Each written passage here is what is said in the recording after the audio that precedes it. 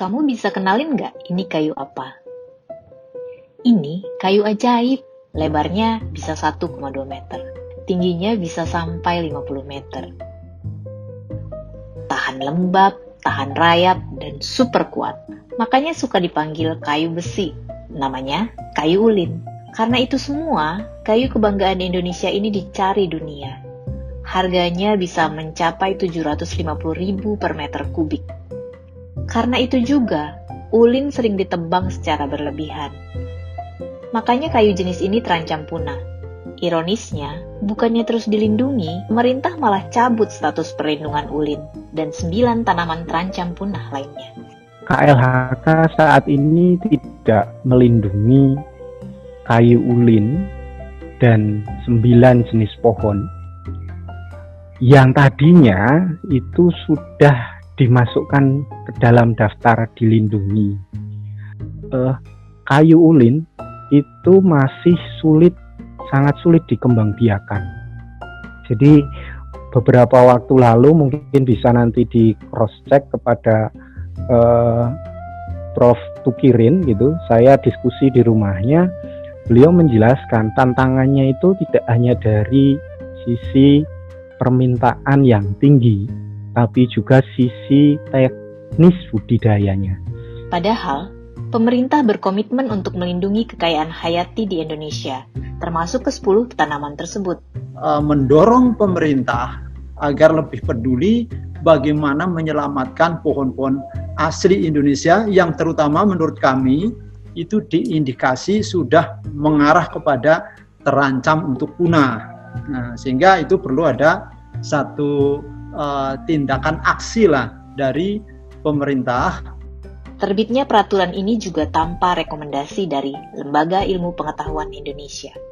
Tapi menurut saya secara teoritis biasanya itu harus melalui sosialisasi, dengar pendapat sebelum diketok, diundangkan. Entah itu dikeluarkan atau dimasukkan, itu ada tahapan-tahapannya.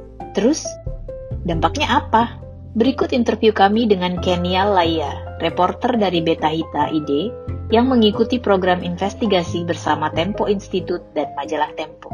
Ada beberapa temuan dari investigasi ini bahwa pembatalan status dilindungi ulin tidak mendapat rekomendasi dari Lembaga Ilmu Pengetahuan Indonesia atau LIPI.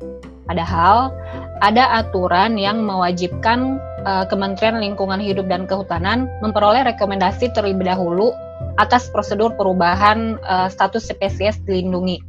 Saya melakukan peliputan di Kalimantan Tengah. Dari hasil observasi saya, penebangan ulin masif terjadi di lapangan. Ulin ini karena nilai ekonominya sangat tinggi, dia tetap dicari dan tetap dijual di berbagai toko kayu di Kota Pangkalan Bun. Ternyata ada banyak perusahaan yang memproduksi ulin bahkan saat statusnya masih dilindungi. Dia tetap ditebang, tetap diproduksi oleh perusahaan. Bagaimana ketika statusnya tidak lagi dilindungi?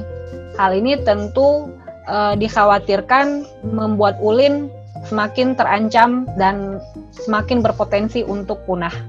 Ragil dan Auriga membuat petisi di change.org agar Kementerian Lingkungan Hidup dan Kehutanan merevisi peraturan menteri dan kembali melindungi kayu ulin serta 9 tanaman langka lainnya.